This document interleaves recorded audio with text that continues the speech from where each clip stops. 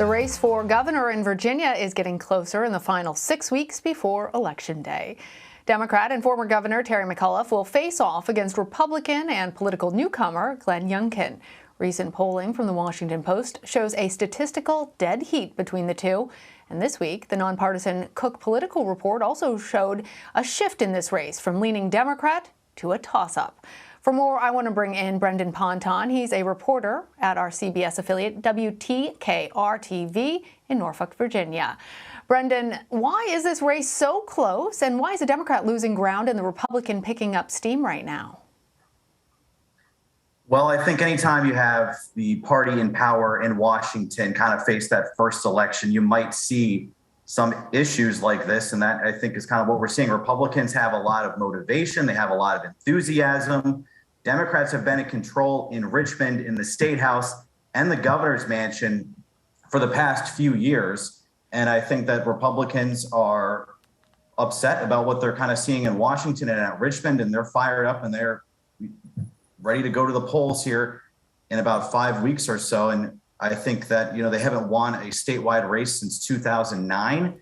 And I think they can rally around Glenn Youngkin and turn out this November and perhaps get a win for, like I mentioned, the first time in over a decade statewide.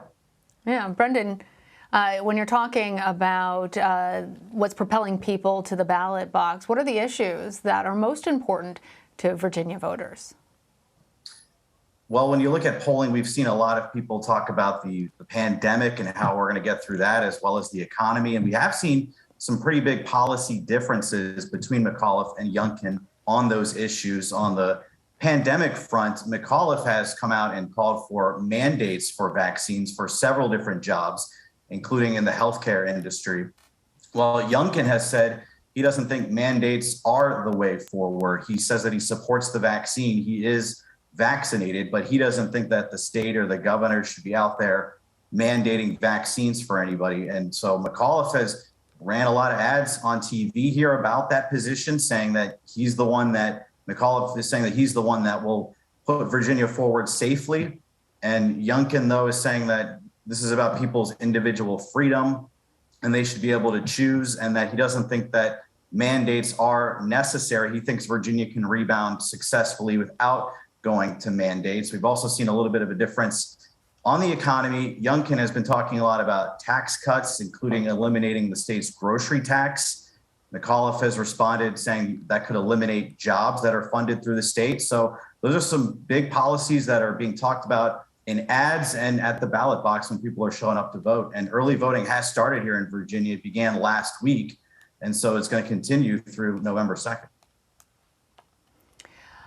Given, Brendan, what you're saying about COVID being the divisive issue on voters' minds there in Virginia, tell us more about how the pandemic is currently playing out in terms of the number of your rate of hospitalizations, vaccination rates, et cetera, and how that's either making people feel like a more aggressive posture towards the environment or a more lax posture towards individual freedoms might be affecting voters.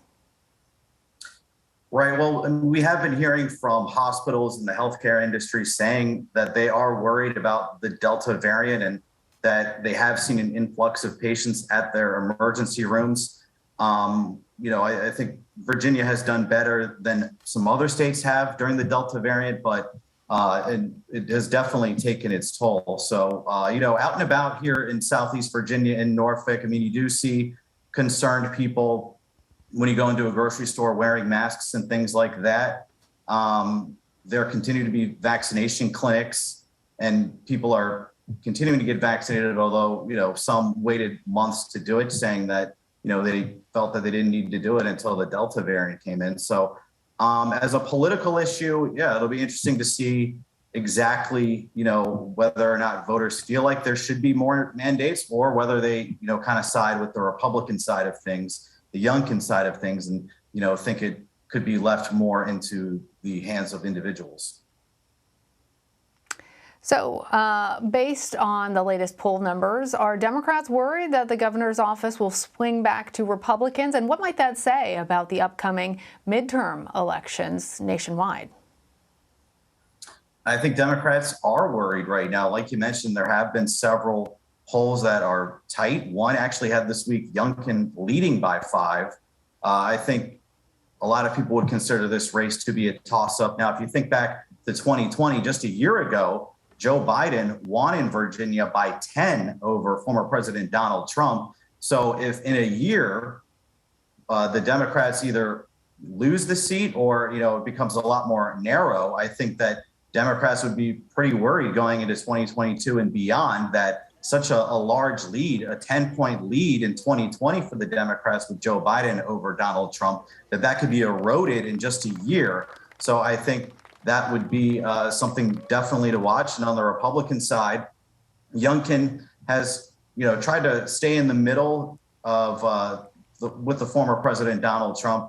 He has said that he accepts and is happy about being endorsed by the former president, but he's not out there on the campaign trail, talking about Donald Trump or, make America great again. He's kind of just focused on local issues. So it'll be interesting if Youngkin does well, if that is, more a route Republicans think they want to go down for 2022 and beyond. Well, particularly in those swing states or states that Democrats have previously held those top jobs. All right, Brendan Ponton, thank you so much for joining. Thank you.